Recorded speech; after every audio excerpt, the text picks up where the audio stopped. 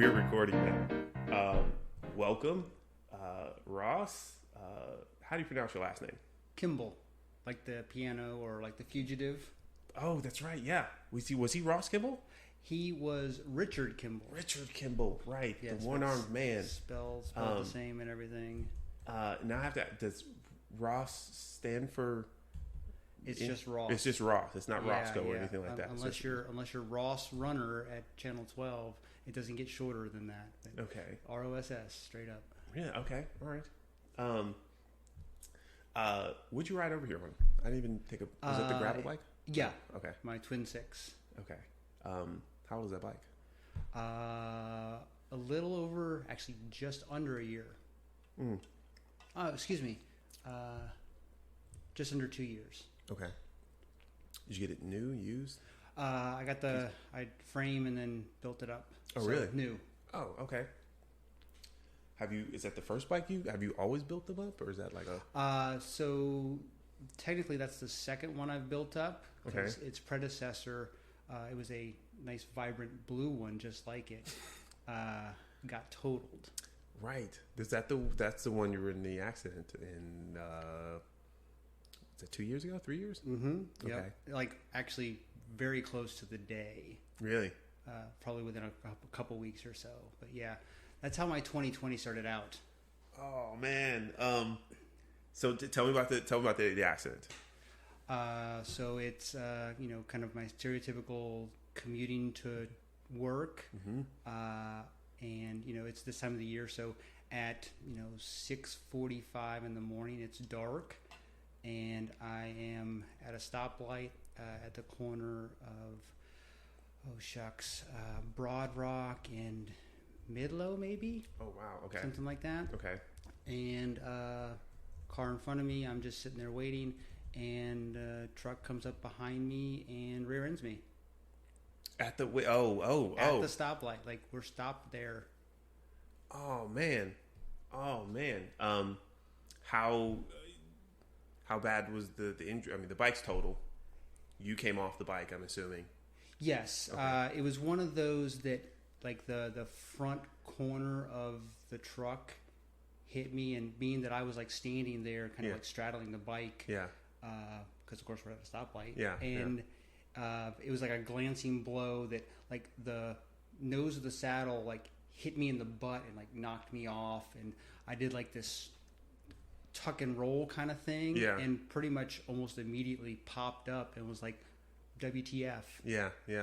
Like the video I have of it, you can hear me saying, what the yeah. Oh man, that's well, I'm glad the injuries weren't serious, right? You got up, you were scratched up, bruised. Yeah, I just bruised up, and confidence significantly shaken, because it's like I was, I couldn't have been doing more of what I should have been. Yeah. And it's just like, really? And uninsured driver, no registration or expired registration. I mean, it was like his license. I mean, it was like everything that like this person shouldn't have been behind the wheel of a vehicle. Yeah. Check the boxes. Oh man.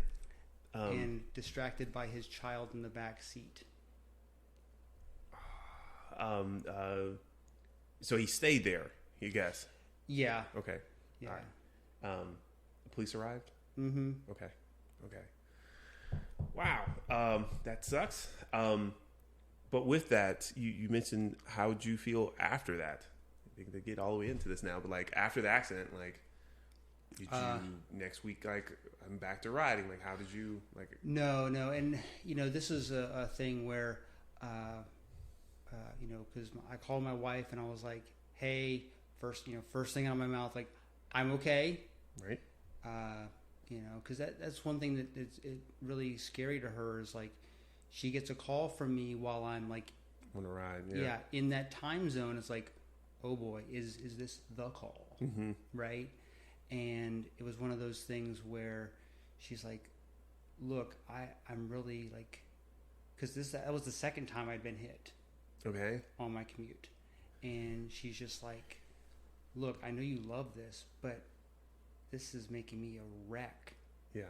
And I'm like, yeah. And I'm just like, there's no arguing to that. Like, that's a thing that's just like, yeah. I mean, I hated it, I should say.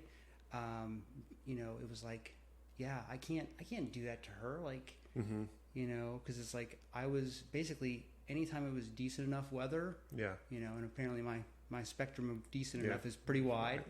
I was commuting to work. Like, I was known as like the bike to work guy. Like, I'm still known as that. I guess technically I still am, because I'm just working from home. But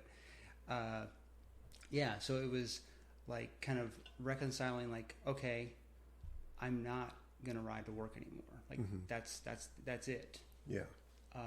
And like, okay, how else am I gonna like get my riding? Because I'm still gonna ride. Like, and it was, I don't know exactly how long it was before I got on the bike again. Okay. And then of course, like 2020 hit. Which, you know, going for rides, which of course that was just like a bunch of solo rides. You know, I am so done with solo rides. You know, like no, unless it's like, hey, nobody is around, I can't get any, like, I do not want to do solo rides anymore.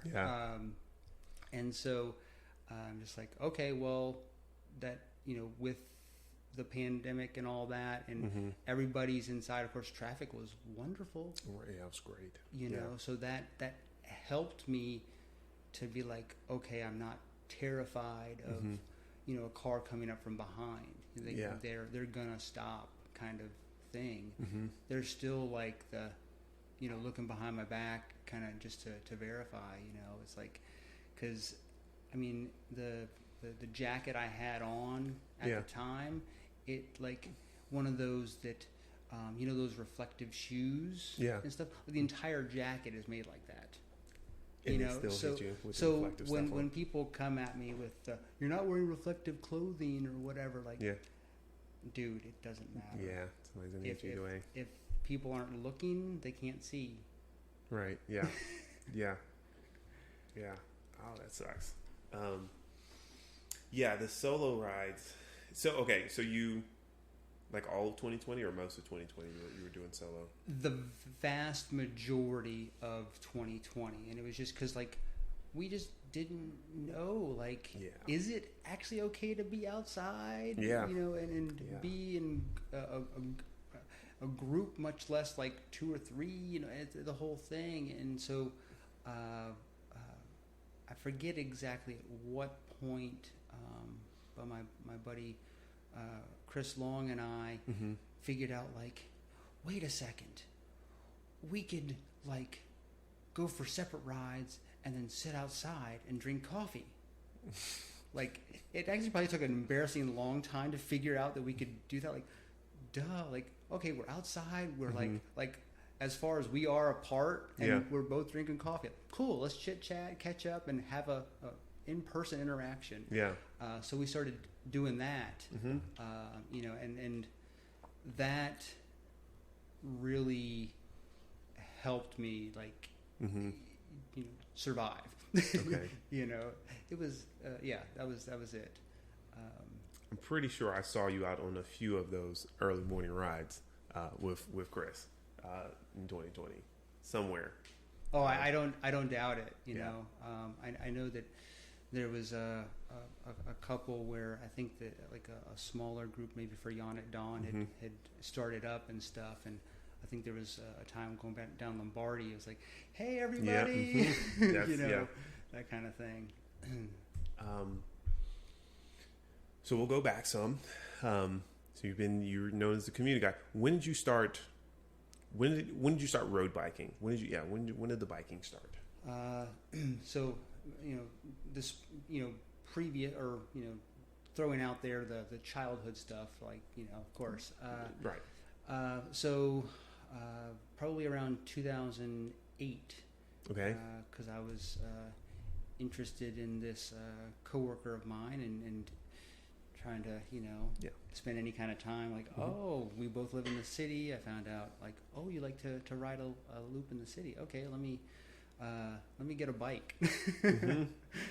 So Craigslist purchase later on this, like, I think the guy said he'd gotten it as like Subaru or something, did a get this mountain bike with your Subaru, so that's the level of bike it was. It had 2 wheels, pedals, and there you go. And so so around 2008. That's when it started. Okay. Yeah. But it was just like casual rides around the city. It was a loop. Probably one of the common loops we did was the go down Douglasdale kind of area, and somewhat a little bit of what we do for like the North Side Loop kind of thing, and it ends up being around 10 miles or something like that, and that kind of stuff. So whether it's an after work kind of thing or on the weekends, basically I was looking for any excuse to get the time in. I mean, I know the game. I'm no dummy. And just hope that she's willing to put up with me. So there you go. Okay. That just kind of progressed, and we started like legitimately dating. And I used my Bush stimulus check to purchase a mountain bike from Performance Bicycle, and got some non-knobby tires on it, so like almost like hybrid tires. Okay. So that way, could do a little easier riding on the road and stuff like that. I didn't have a concept of, the roadie kind of thing. Okay. And that was just like, oh, that looks intense kind of thing.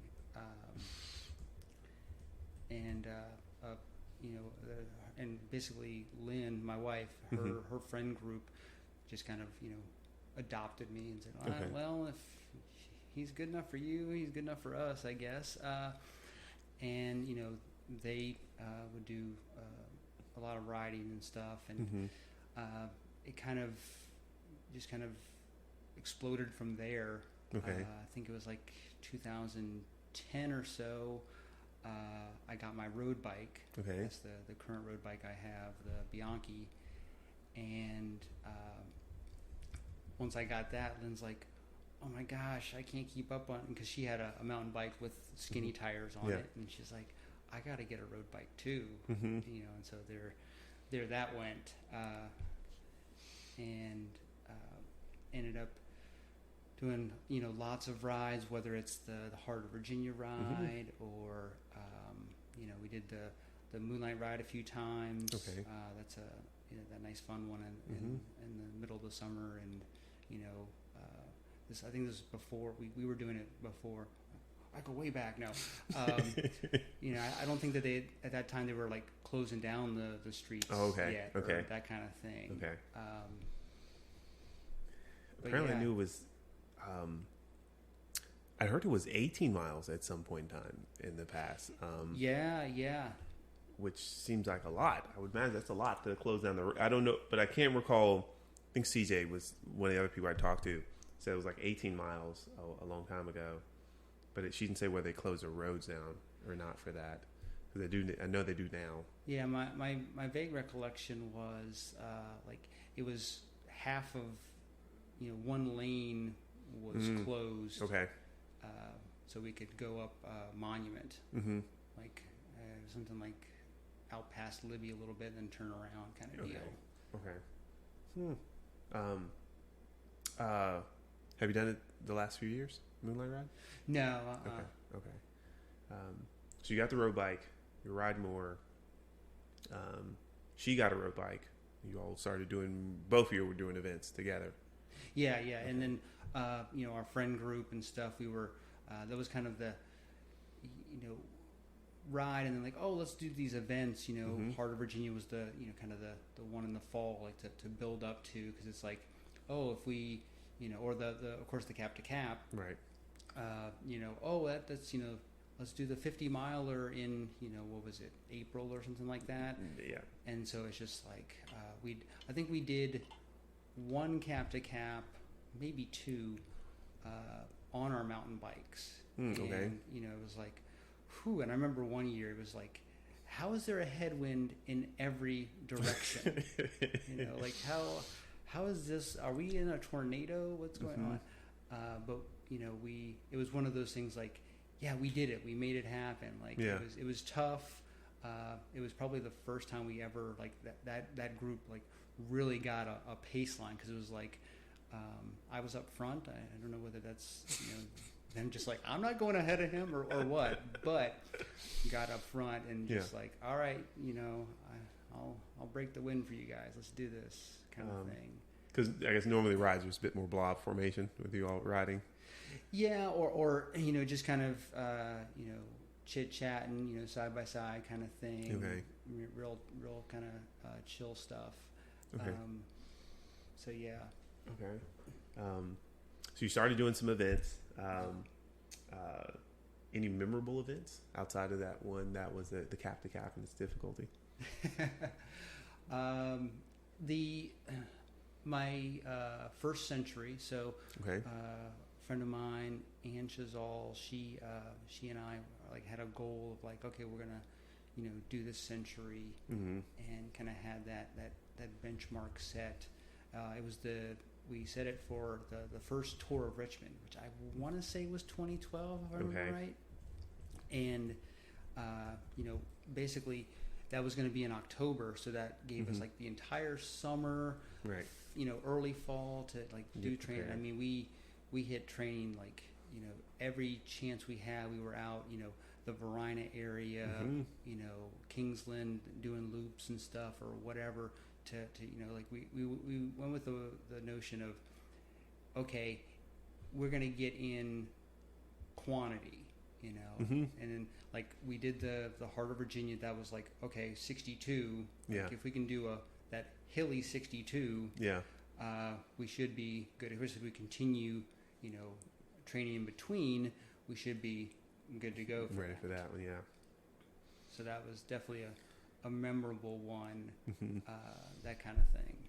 When you finished that first century, do you recall, did you feel like you were wiped out, or you was like, oh, like I've got more juice left? Like, did you feel like that was the max, or do you recall?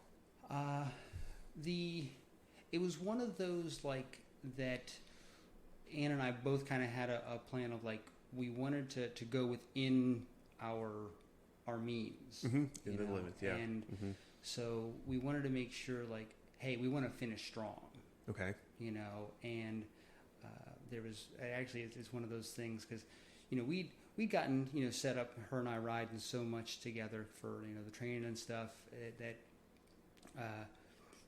got the pace line kind of thing going, which is pace line of 2, I guess, right? It's still a line, and we're behind. It's one of the moments I remember so well.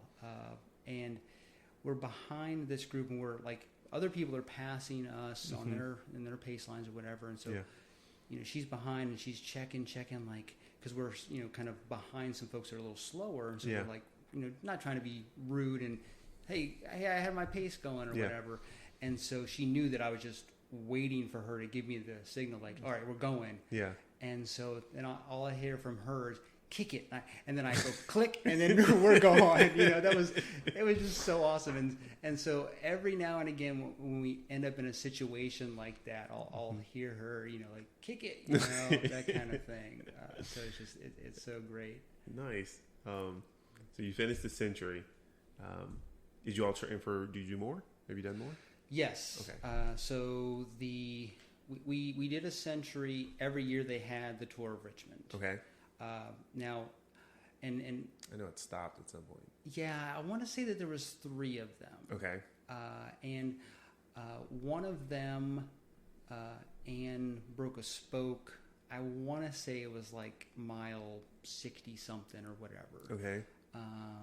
But then the 3rd year, she, you know, came back with a vengeance. She's like, I'm finishing it. She's like, I have unfinished business. And so then we got Chris Long in on it. Okay. So that was, if I remember right, that was his first century. Nice. Okay. For that. So got him to okay. So I guess complete bike failure with the spoke breaking. she wasn't able to ride at all anymore. Yeah, it was one of those like, yep, I'm done kind of deals. Okay. So it was just like, oh man, and she's just, she's like, yeah, I'm done. Go, finish strong. So I was like, all right. Yeah. She's like, I gotta wait for the sag wagon. Yeah, that sucks to plan to do a ride with someone and then they have a mechanical that they can't go further, right? Because you wanted to do the thing with the friend, right? And then they can't. Like that sucks. You want their blessing to keep going, but then you kind of don't want to keep going because like they can't go with you. Yeah. But then as a person with the mechanical, you don't want to ruin it for everyone else. So like, of course, like you guys should keep, but everyone feels bad about it. You just try to avoid it.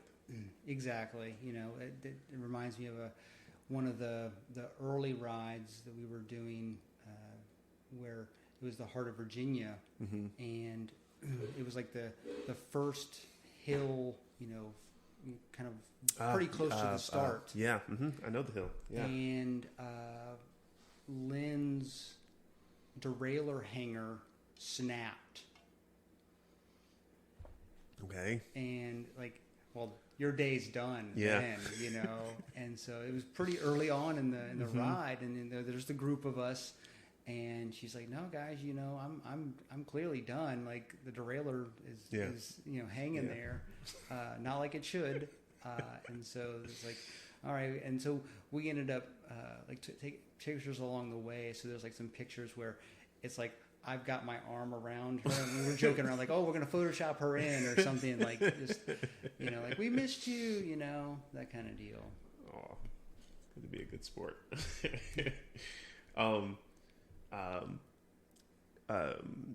You still doing events? Did you do any events last year or the year before? No. Well, it's 2020. I don't do as really too many events anymore. And where I struggle with that is it's kind of like, I want to, pay for, the events and support whatever it is, but it's also like, well, I can just go ride those roads for free and that kind of stuff. Yeah.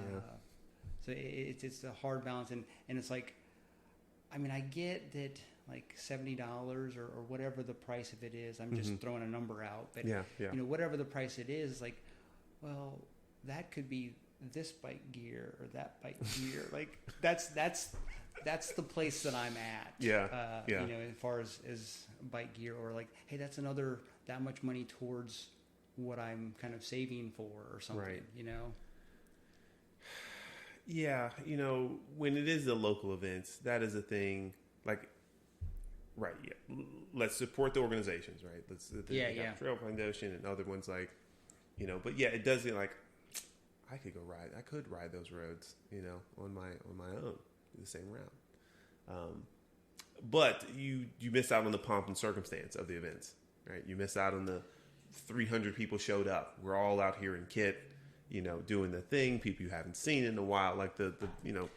That is very, very true. Yeah.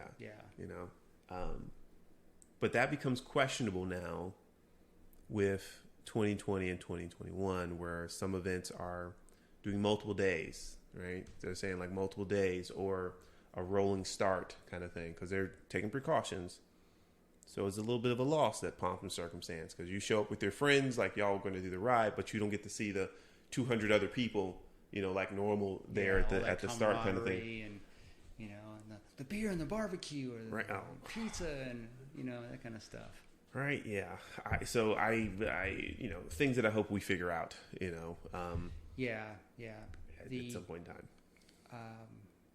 So a couple of my friends, Joe and Angela, their husband and wife, they got me involved with. I jokingly call it the Redneck Triathlon, and it's a 40-mile run or ride, not a 40-mile run, 40-mile ride. Yeah. I think it was a 12-mile kayak, and then maybe a half marathon run, something like that. It was the I'm trying to remember the name of it. Whatever, it's Rails to Trail out there in Southwest Virginia. Okay. It's not Long Bridge or anything, but it's a Rails to Trail out there. Maybe it'll come with me some other time. But Angela was a triathlete, and she was planning on doing it all individually, but she didn't get to train as she felt like she wanted to. And so then she's like, hey, would Ross be interested in doing the bike part? And then Joe's like, well, I'd do the kayak. And I was like, yeah, let's do this. Yeah. Nice. So took the gravel bike, and it was one of those deals where I was like, because it's like the High Bridge Trail. That's the one I was thinking about. Okay. It's a Rails to Trail, so it's a lot of flat. Yeah. So it's either like a 1% uphill or 1% downhill. Yeah. And since it's gravel, you really don't have a whole lot of, like, you can't coast really.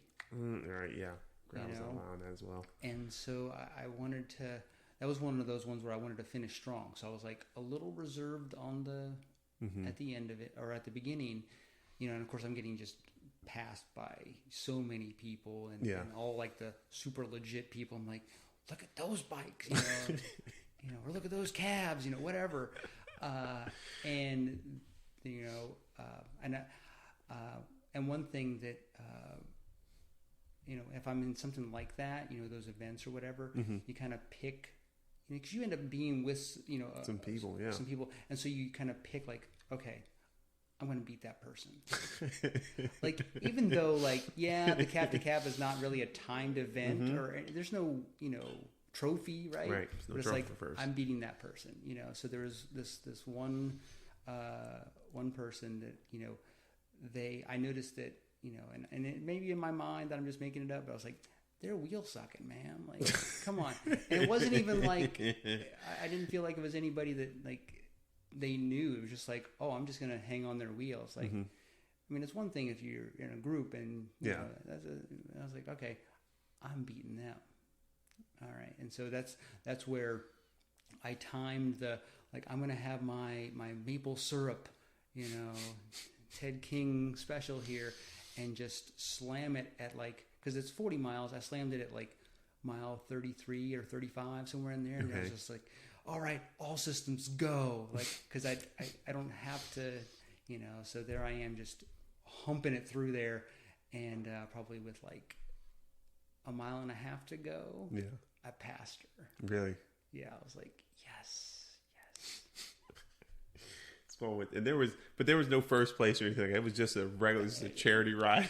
It was a timed event and stuff. But it's not like, one, we were anywhere, like the group, myself, Joe, and Angel were not anywhere near placing for anything or nothing like that. But it was just like, all right, I gotta, because that last, little bit, I was a lot of by myself. It wasn't like, oh, I'm with a group or whatever. Yeah. So it's just like, all right, I'm this is my focus right now. Okay. Kind of thing. And I guess they did well in their sections in the kayak and the run. Yeah. Okay. I've not heard. A couple years ago, I remember hearing about a event here that was a bike run relay, but it was like a long one. Like it had to go you had to do it through the night or something like that because it was so many. I remember something like that. Yeah.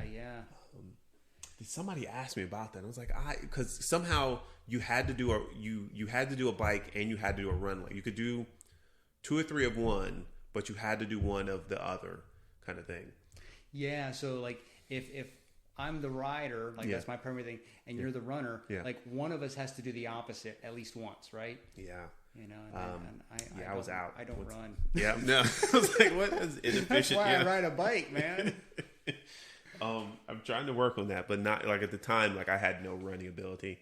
I remember I was doing SAG for the Heart of Virginia. I guess we were the Heart of Virginia training team at the time. I was doing SAG in Walkerton. You been to Walkerton, out in past Hanover? Yeah, in Hanover. I don't think so.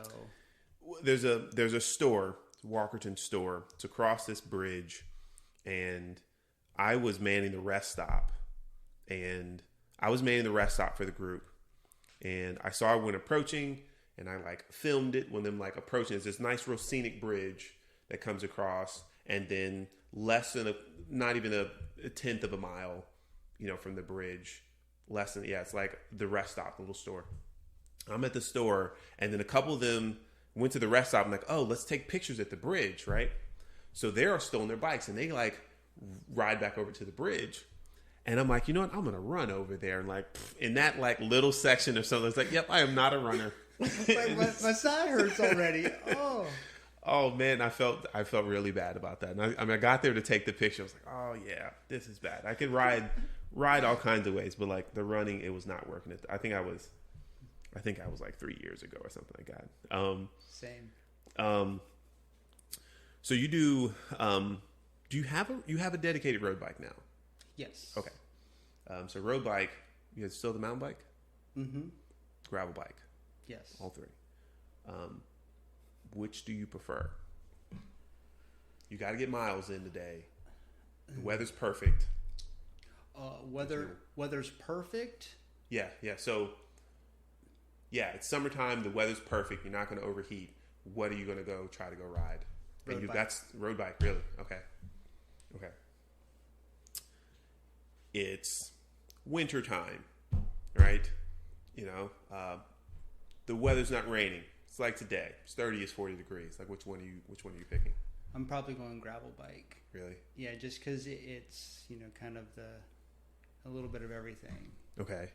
And I've really come to enjoy this is just pretty utilitarian. Mm-hmm. I've got the Dynamo Hub on the front. Mm-hmm.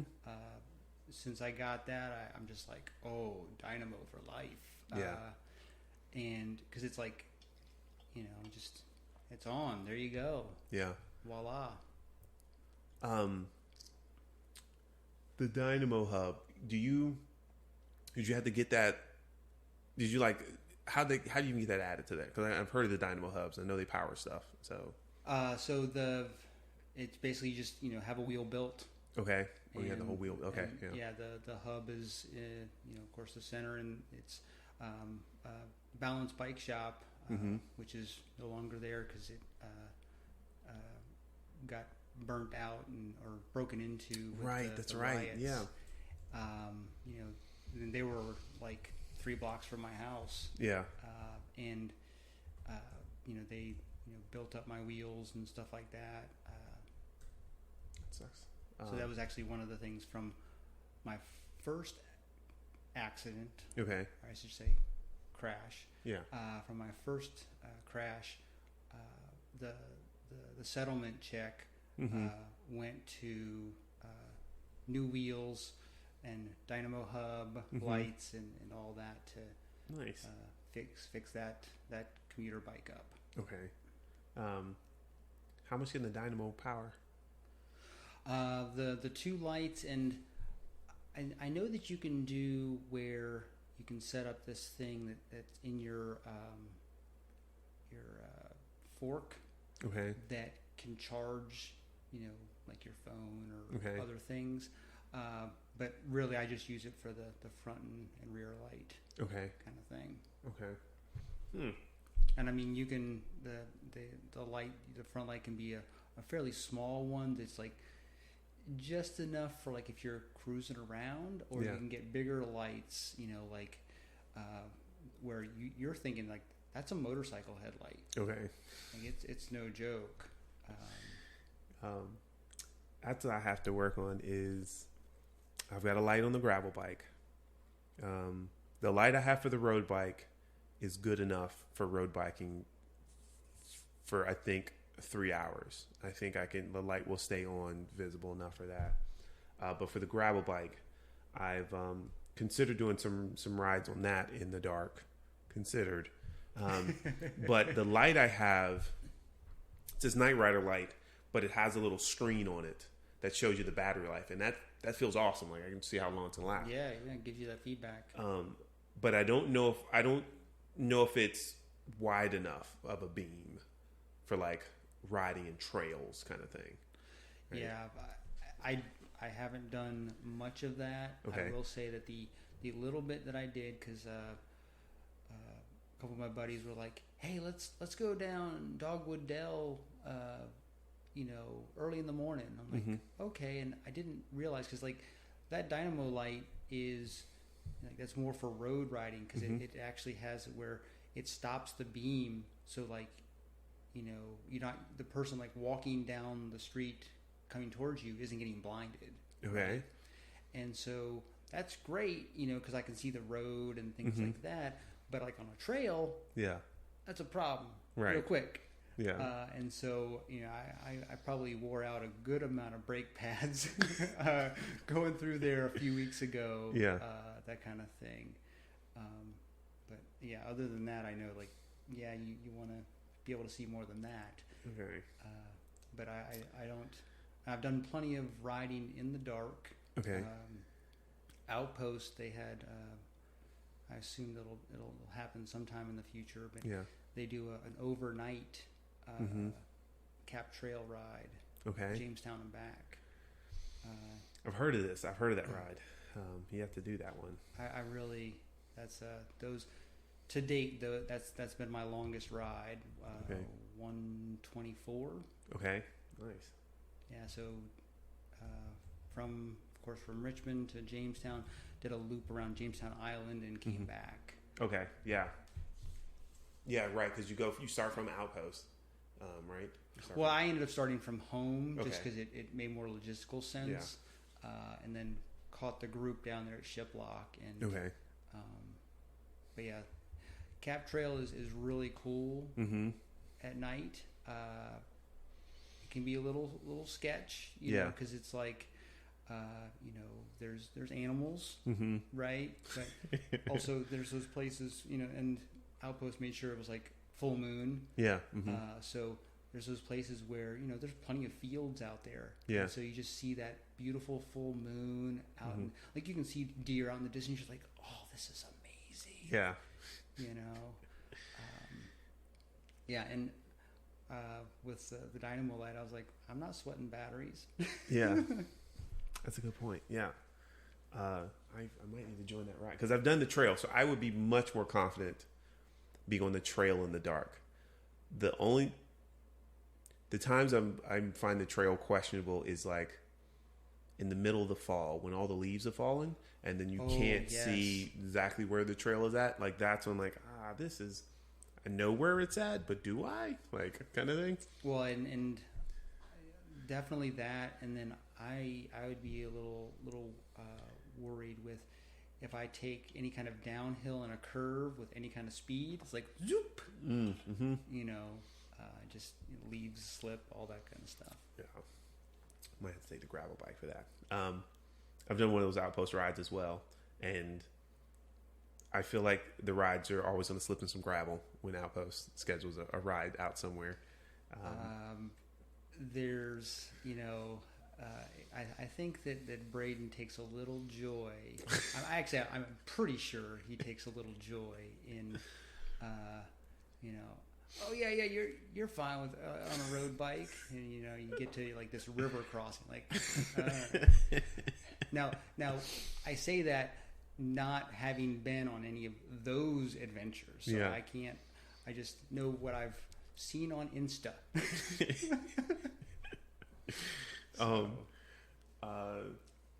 So yeah, overnight Outpost rides. 120. Would you want to do further? 124. You think you'd want to? Not in one shot. Okay. Because that was out and back. Yeah. Leaving my house at like 7 or so, getting back at like 3:30ish. A.M. Like Wow. Okay. Do you feel the need to do longer and bigger and bombastic rides? Like is that your jam? Maybe. I'm not quite sure what my jam is. Okay. To be honest, I just like to ride and do different things, and I'm really thankful for a couple of my buddies, Chris and Joe, because like they want to do some stuff. Mm-hmm. You know, like you know, Joe recently hit me up and was like, "Hey, what do you think about Richmond to Charlottesville?" You know, and here I am like trying to map it out and do this, that, and the other, and I'm like, okay, well, and he was talking about like Route 1, like Bike Route 1 and Bike Route 76. I'm like, okay, and so I start to map it out, and I'm like, dude, we're at 113 miles and haven't got to Charlottesville yet. You know, but then also like with doing some Strava stalking of you know, some folks and seeing like, oh, okay, 80 miles, that's definitely solid in a day, because it's also like, well, you know, there's going to be some climbing. Yeah. You know, closer to Charlottesville. Yeah. You know, so some stuff like that, and then with the gravel bike and Chris getting a gravel bike, he's like, "Hey, man, Bear Creek." Mm-hmm. Yes. Yeah. Bear Creek. That is awesome. You mentioned Bear Creek when we did our ride. How tame is that? I can't recall how you described it. I mean, from the only problem that I would say is with Bear Creek is there's a couple of hills that are just like steep, punchy, you know, and they're kind of towards the end of the loop. Okay. You know, so it's one of those things that the last time I did it, it was one of those deals where it's like, oh man, like after that last punchy hill, like, oh, I'm glad that like we're on the way back, kind of deal. But it's like I'm sitting here like I'm saying like, yeah, dude, you got like, I'm looking forward to going and riding again, because it's like, oh, Joe's got a gravel bike now. Yeah. It's like, hey guys, let's go do a trip kind of thing. And I was like, hey Trey, you got a gravel bike? Yeah. You know, it's really really cool. Is it bikepacking.com? Because I've been trying to look more into gravel biking, and ran across bikepacking.com, as I say that, I believe it is. And they had a bunch of, you know, reviews of different bike equipment, different bikes, bags, equipment. But actually, it looks like they have some pretty cool stories as well on there. Like they have every year, like 2 journals that come out a year, people like publishing their stories, their adventure doing bikepacking or something like that. Either way, thought I'd mention that. Super cool. But yeah, so let me know the adventures you might go on. Clearly, I have a bike to go. Nice. If you're interested in having an extra. Monster Cross. Have you been? Have you done? No, I'm not much of a racer. I will say I've done one race. Okay. Thank you to Tim Kelly for that one. It was it was the Gillies Creek cyclocross. Okay. You know, I took my single speed mountain bike out there, and I was just like, what was it? Well, I started out with 2 goals, and I ended up with 3 goals that I wanted to accomplish. Okay. First goal was to not get pulled from the course. In other words, you kept up fast enough. In other words, you weren't so far behind that you were in the way. Okay. So accomplished that. I did get lapped. Okay. But that's okay. And then the other one was to finish. Like that, I didn't say screw this. What have I done? Yeah. And this one ended up being an in-race goal. Was to every like handoff, because Chris was holding out Twizzlers. Okay. You know that he knows I love Twizzlers, or maybe he just had Twizzlers and then I just happen to love them. Whatever. But then my goal was on each lap is to make sure I grabbed it. So it was like, that was my focus. Like that was my, you know, each lap goal, and I was successful in that.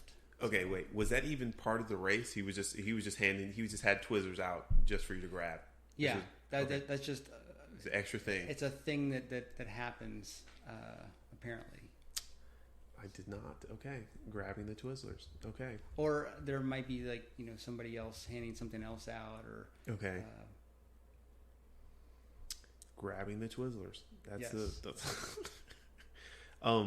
what's the terrain over at like Gillies Creek?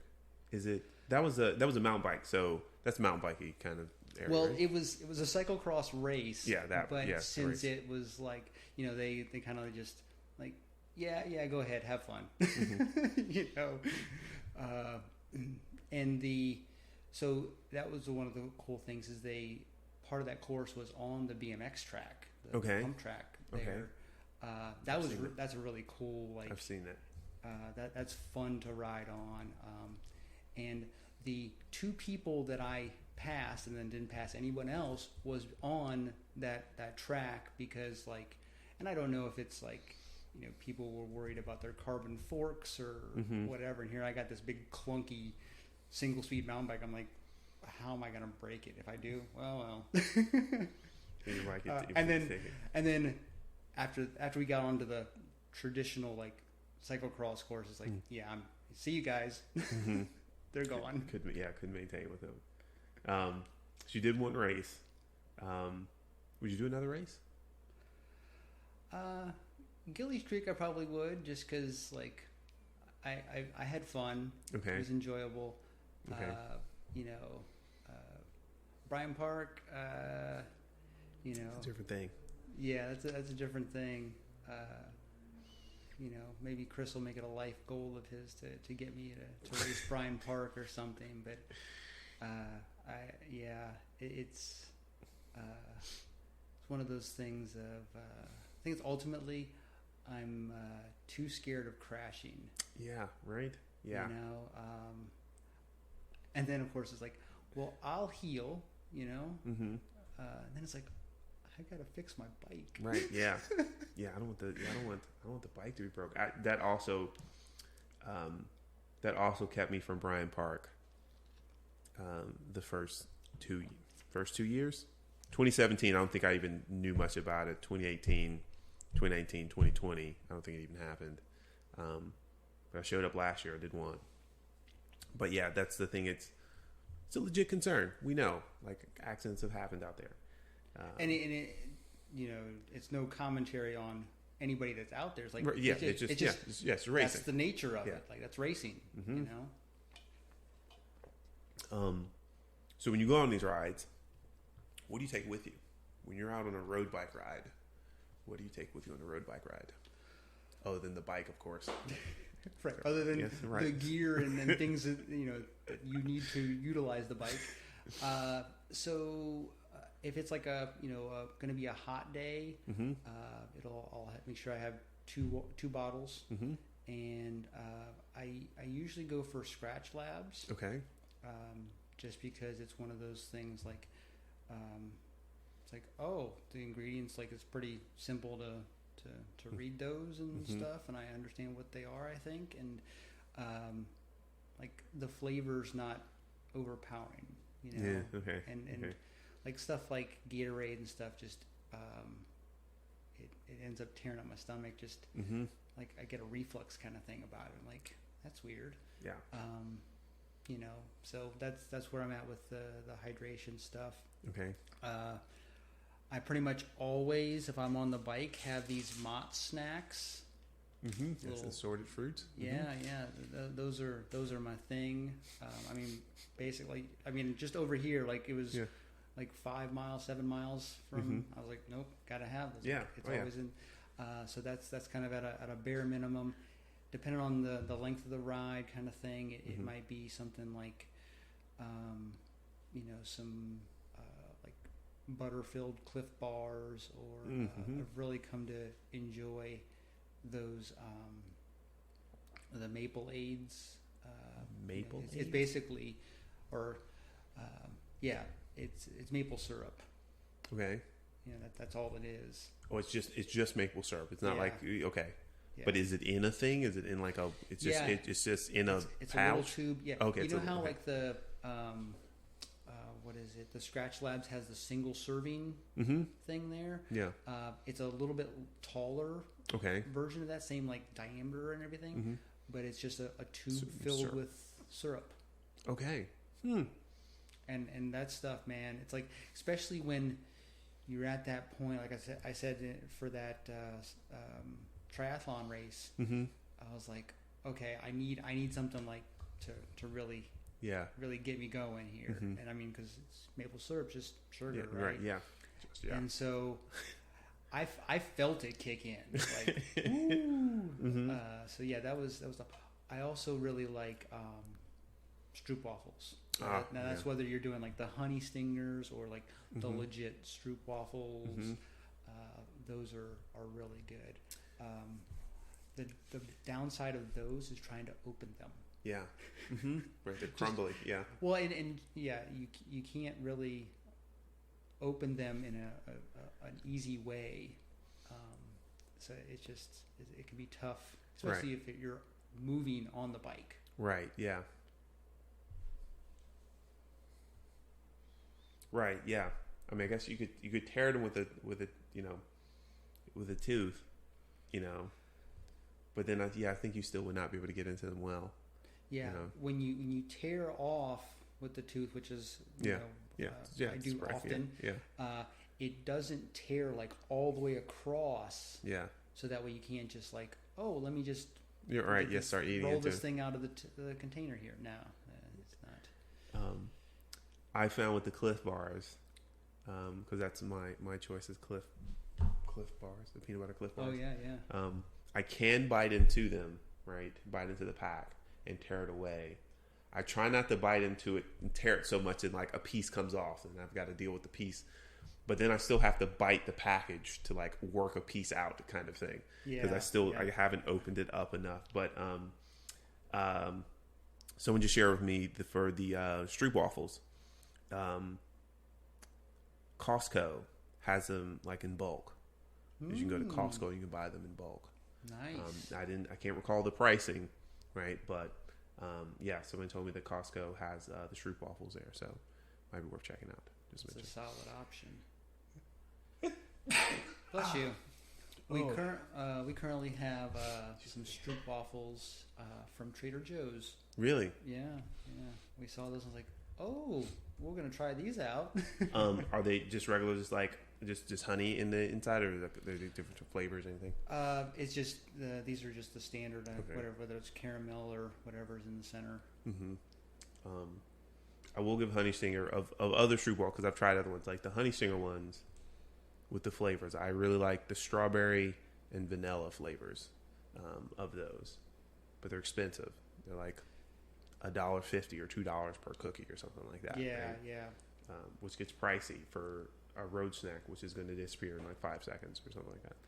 Yeah, and so that's kind of why I ended up going with the Mott's, because it's like a box. Now, one thing I really have trouble with is like, oh, there's so much packaging there, you know, but the box is like 40 of them, right, for $6 or $7 or something. Yeah, and so I'm just like, that's, depending on how much I'm riding or whatever, that lasts me a long time. Also, I do tend to snack on them outside of biking, but whatever. Right. So that's an easy thing to do, and it's inexpensive or in comparison. But if I'm going for like a serious ride, I do go for some of the other stuff. I like a good amount of the stuff that Scratch puts out. Okay. Some of their bars and stuff. They've got good things. I've tried a few times doing. I've got a couple of those Food Zone cookbooks or something like that. Okay. And trying out a couple of different like granola bar recipes and things like that. Okay. Those have turned out pretty well. There's a couple that I think I might have mismeasured some things, and so it's like, this is way too salty. Was that supposed to be tablespoons or teaspoons? I don't know. Okay, so you tried to make some snacks. Okay, all right, not bad.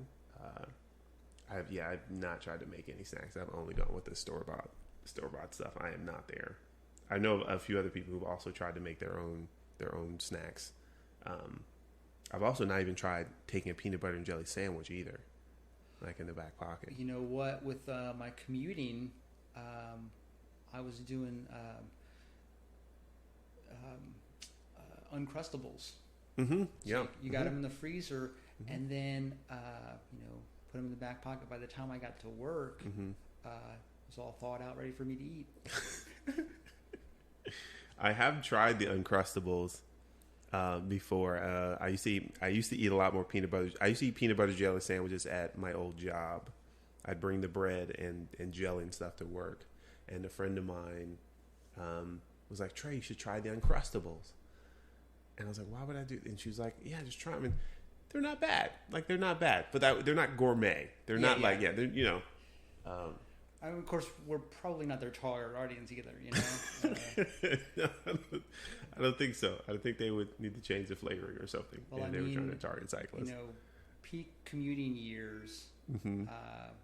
That was my lunch every day. PB and J. I'd have the jar of peanut butter, jar of jelly, and then loaf of bread. Solid. Yeah, I understand. It's the snack that I enjoy to this day. So yeah. Do you track all of your rides? Yep. You Strava. Okay. Pretty much, yeah. Do you like look at your stats or anything like that? Or it just goes on there. And you just let it be. So I'll dig into some things, just because I'm curious. I was gifted a premium subscription for Christmas, nice. Or was it my birthday? I can't remember. Sorry, Joe. Anyways, gifted that. So that way I could hey, here's a year free. Yeah. Check it out, see what you like, and I've been digging into the features, and there's oh, I really like that. I really like this. Yeah. And I especially, with, I've been doing a lot of the same routes and whatever else, that kind of thing. And so some of with that premium features, I'm able to this segment. Okay, well, let me see how I'm, doing over time on this segment. Yeah. And I can have it pop up on the Garmin and give me a heads up hey, the segment's coming up. That kind of thing, and then be like, okay, well, it's the winter. I've got all this gear on. I've got my gravel bike. That effort's not happening to get anywhere close to my personal best on this. But yeah, that'll be some things for the spring and the road bike. Yeah. I disabled that feature. I disabled is it the segment warning or something like that? Yeah. Because I found that would, at the time, it would pop up the most when I was following a route. And it wouldn't even be a segment that I'd flagged or anything. It was just oh, here's a segment on this road. Really? Yeah, because it'll just, at the time, this was a couple years ago, but it would just pop up segment started. And I'm trying to look at my route to see when my next turn is, but it's showing me the segment. I also disabled Pace Partner because I didn't like seeing that on the Garmin. There's a feature that will, you can when you start a route, you can enable Pace Partner and you can set a pace for this virtual person, and it will kind of travel the route right at that pace. And every so often it'll let you know Pace Partner is so far ahead, and when you get to the end, it'll say you beat the Pace Partner, or you lost to the Pace Partner or something like that. Oh, okay. And it did not like having that warning as well, because I don't need to have a virtual, Pace Partner on here kind of thing. I can see its usefulness, but either way, just extra features in your bike computers and stuff like that. Yeah. I like looking at this stuff, and especially if there's ever a time with the premium stuff, I'm looking at you know what? I don't want to do my standard routes. I want to let me try something else. So they have the routing feature where I can just say, hey, I want to do a ride this distance. Show me, what are some common ones. So I haven't tried it out too much. Yeah. But also I like the feature where if you say, hey, I want to go to this place, hey, I want to go to Charlottesville. Right. Yeah. Here's the route, connecting the two, and Strava's using hey, this is what other people biking and whatnot have done, as opposed to Google Maps, who, granted they have a biking feature, and I even use their Google Maps to see oh, okay, what are my options? Okay, I'm going to go this way, and that kind of thing. Yeah. Google Maps, I still feel is better if I've gotten lost. Like, I'm going to pull up Google Maps to find like my way back as opposed to pull up the route, you know, the routing feature in Strava or the Garmin or something like that. I'm going to pull up Google Maps. Like, how do I get home? Oh yeah, for sure, for sure.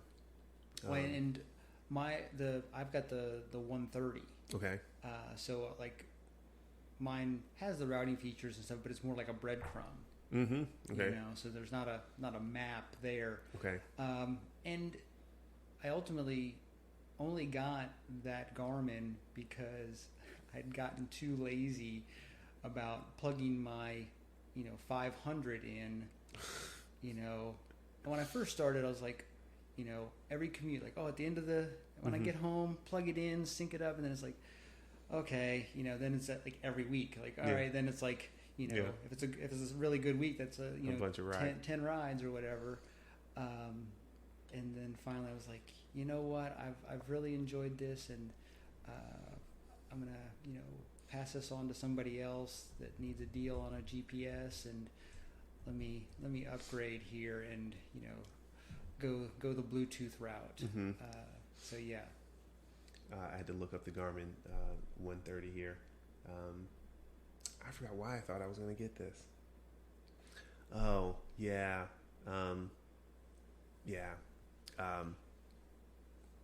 whatever, it's my show. Yeah, I was seeing somebody at the time and was thinking about getting them a bike computer, and that's why that's why that thought of this came. But I remember looking into this more.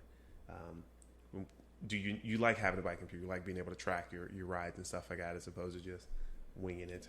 I'm guessing. Yeah, I mean there's a few. Every once in a while, I'm just like, you know what, I'm gonna just go out and ride, but it's pretty rare. Mm-hmm. That kind of thing. Okay. Just, I'm not necessarily driven by like. I mean, there was a point in time like, I want to get this many miles this year and that kind of thing. Setting goals, but at this point, it's people kind of like they kind of assume, oh yeah, you've been riding this week, or like this past week, mm-hmm. Where it's just like bitter cold. Yeah. Yeah. They're like, oh yeah, I bet it's been rough not getting out on the bike, kind of thing. Mm-hmm. It's like, yeah, it's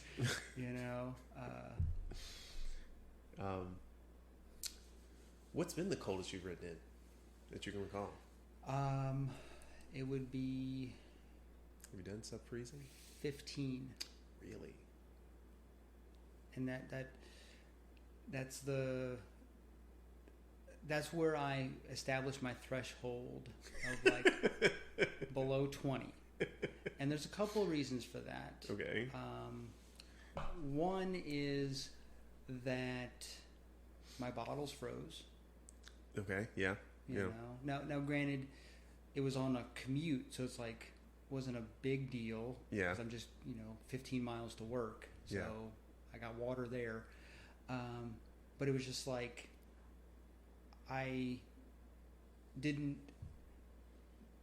My toes were frozen, my fingers were frozen. Like it just.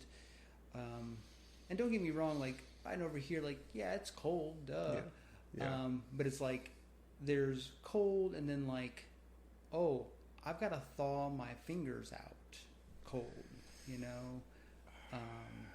that kind of thing. Yeah. So it was just like, all right, that's and then also, at 15 degrees, there can be ice. I mean, unless mm-hmm. it's been like bone dry lately. Yeah. There's been a couple days here recently where I'm like, okay, it rained pretty recently, mm-hmm. and it's still, because I'll ride, 30 degrees. That's fine.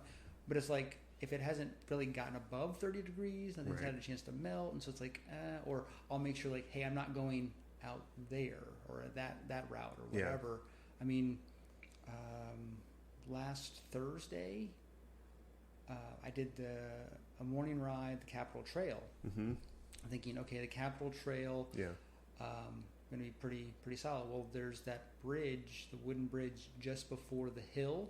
Mm-hmm. Yep. Still completely covered in snow, except for probably 8 inches on each edge. Okay. And when I approached it, I was looking and thought, okay, we're good.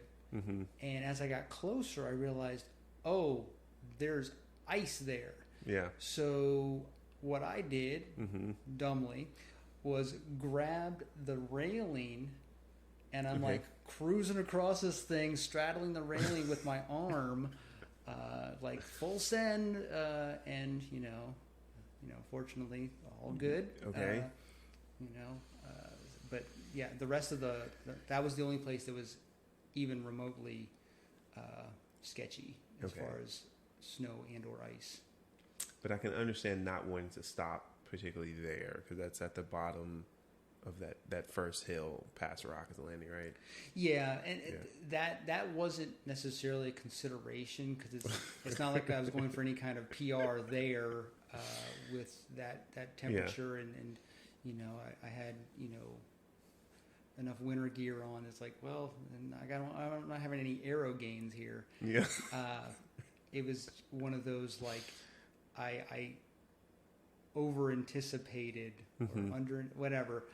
I made a poor decision and was very fortunate that I didn't bust it. Yeah. That's really what it comes down to. Well, your wife's going to hear this, and she may have thoughts about this later on. I don't recall if I told her or not, but she'll just maybe we'll edit this out. She's just like, yeah. Does she still get out and ride? Mm-hmm. Okay. It's I've reached the level of just pretty much I'm always riding kind of thing. And so I put it as she hasn't reached my level of crazy kind of deal. She still likes to get out and ride. She definitely is like, oh, I'm just going to slow you down. It's like, that's not what it's about, Right. Yeah. That kind of thing. I just want to get out and ride, she likes to get out on the trail. That's the, kind of, especially in the summers and stuff. The group of us will meet up at 4 Mile Creek. Like, that's kind of the meetup spot, because it's a kind of logistically the easiest place for everybody to get to after work. And depending on time and what people are feeling like, 30 minutes out, 30 minutes back kind of thing. Real chill pace kind of deal. Almost like the Yawn Dawn pace kind of deal. Yeah. When did you start doing the Yawn Dawn rides? When did you start joining those? It was probably 3 years ago, something like that. Because my job, being that my job is more of an IT related thing, I was able to telework. Okay. And so previous to that, I wasn't able to ever do Yawn at Dawn, because it's like I'm already on the bike on the way to work by 6:40. Yeah. And needing to be at work ready to do work at 8. Yeah. And so I never really had the opportunity, except for a rare time here or there, to do Yawn at Dawn. And then it's like, oh, if I'm working from home now, I'm there, bikes and baked goods. Yes, right, please. Then started doing that pretty regularly. I think we need to put that on the jersey. Bikes and baked goods, I'm there. Yeah. The plan is to get Lester on the show, and I think was going to actually talk to him this weekend, because he had an opening on Sunday, but it was already a jam-packed weekend, so I told him we had to try to reschedule. But yeah, there was talk of a jersey at some point in time for Yawn Dawn, which would be great. I'd like that. So Lester will always have a special place in my heart. Well, it's good. He's a good dude. he's made sure everyone felt welcome, despite whatever bike they showed up on, or their experience with their experience of riding. I appreciate them, making sure everybody felt welcome to the Yawn Dawn, because it's a little crazy to get up at 6:30, be at a ride by 6:30. It's like it's completely normal. So you've been riding for a long time. Do you have the moment of like, oh, I rode 30 miles today, and you told some non, like, are you still getting the, like, you did what? Like, are you still getting that astonished look that you're going out and riding as much as you do, or is everyone in your circle just like they just know? Kind of thing? It's gotten to the point now that if I don't ride to the group ride, people are like, what? Okay. Or like, oh, I bet you already did 20 miles today. Okay. That kind of thing, or, went on a hike last weekend with some friends, and they're like, oh, I bet with the weather recently you haven't got to do much biking, Mm-hmm. So it's kind of that that level of insaneness. So they know. Yes, I am. I'm curious of people's, I won't say other circles, but like once they get into it and everyone finds out, like how are they reacting to them riding as much as they do? Are people astonished, or is like, oh, I knew you were going to do that kind of thing. So right now they assume that you're fully committed. You drank deeply of the punch. You ride all the time. Yes. So my sister-in-law, she it's one of those moments in time, because the first tour version. So it was a long time before I fully embraced, the Lycra without like basketball shorts over top. Yeah. So there's actually pictures of me doing the tour of Richmond, that century, with bike jersey on. Mm-hmm. I've got bike shorts underneath, right? But bike basketball shorts over top.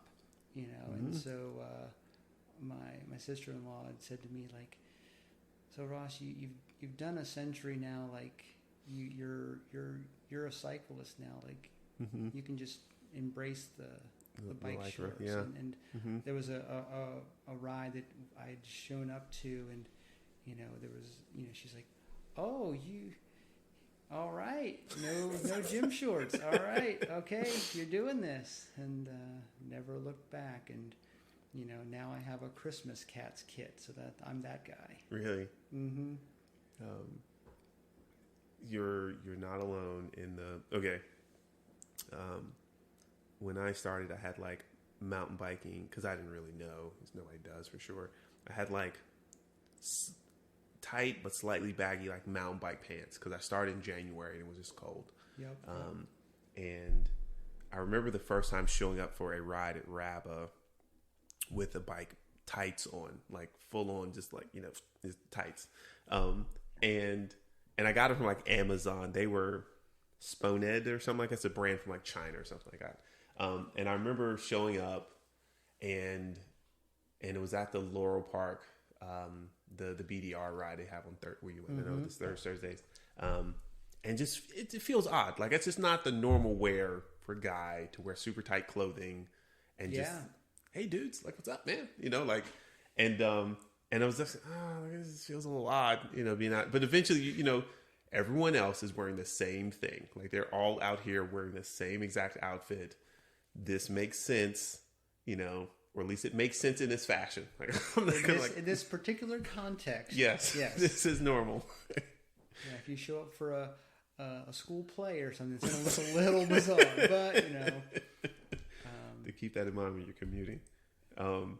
Yeah, so just you're not the only person who had experienced some trepidation about wearing the really tight clothing, because it was not in my wardrobe before, But now, do the ride, go grocery shopping afterwards. It's like it's what it is, Because I was like, you know what, I just rode 50 miles. That's right. I'll let people know I just rode.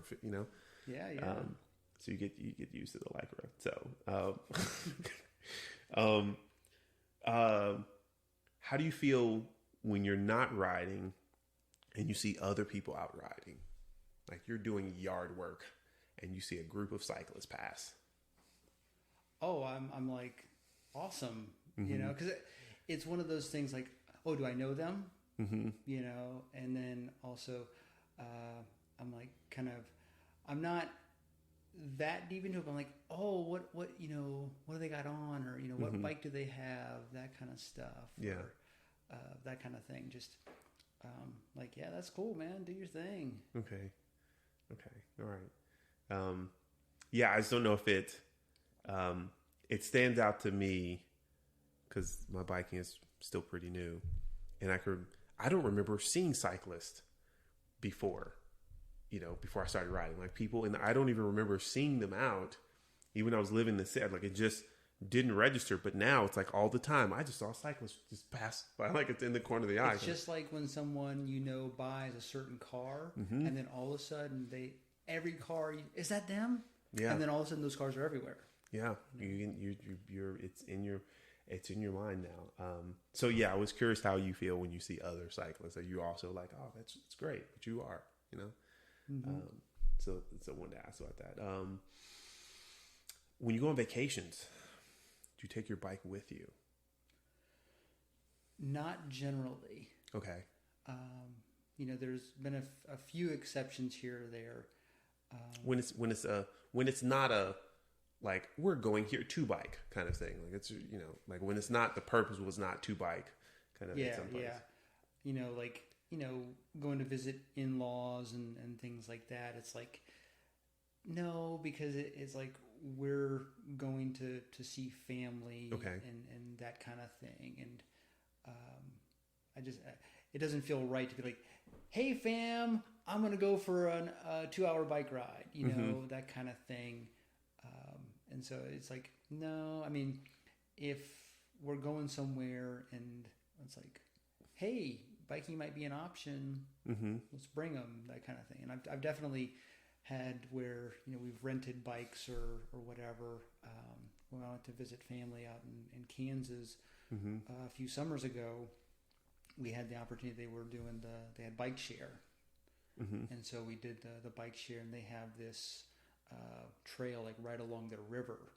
Okay. And so we, you know, did the bike share, rode the trail, you know, like 6 miles one way, 6 miles back kind of thing, and had a nice day of it, or morning of it, whatever. So that was really pretty cool to, you know, experience part of the city that way.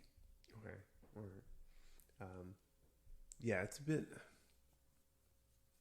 I'd say about more than half the people I've talked to take the bike regularly with them on the vacation. They try to slip it in, but so far I think everyone's been, well, the last people I just talked to were a couple, and they would go on the trip for biking. So it made sense. Nice.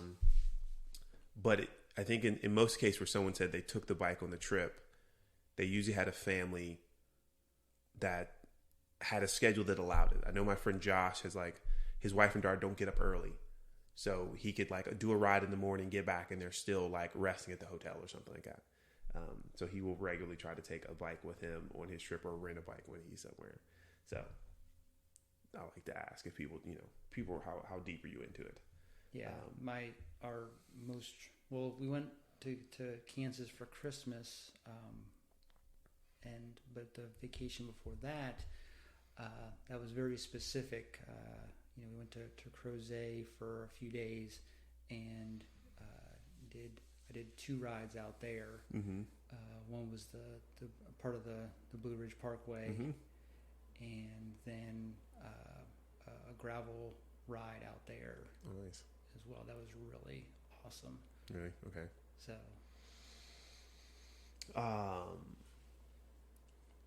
earliest memory of riding a bike.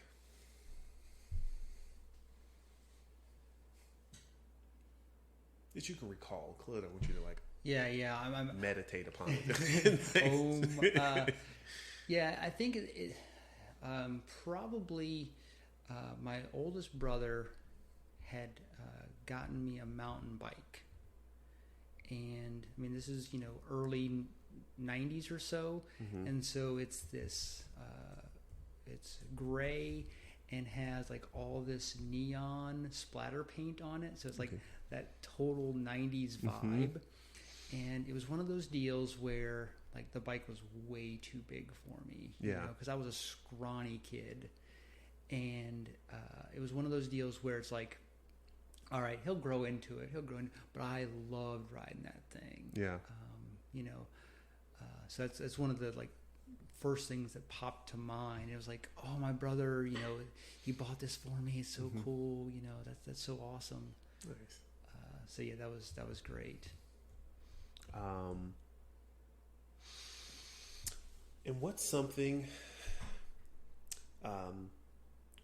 that you would have wanted to share with yourself, right, when you first started riding? Something you know now, like what's something you would have wanted to share with yourself when you first started, you know, riding as an adult, right? Yeah. That, you know, took you a while to either get used to do, or just something you would have wanted to tell yourself at the start.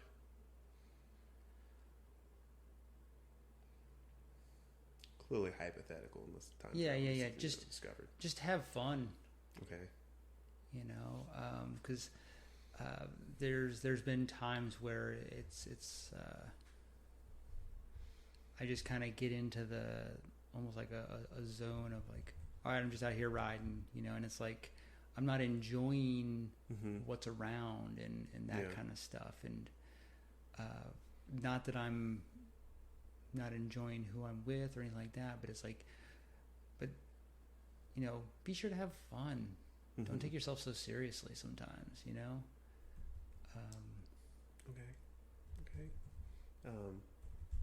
Okay. And that's a solid advice to give to oneself, or even any new rider,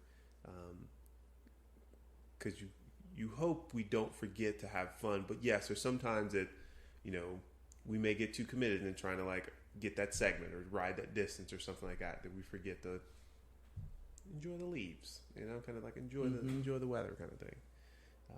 So thank you, appreciate that.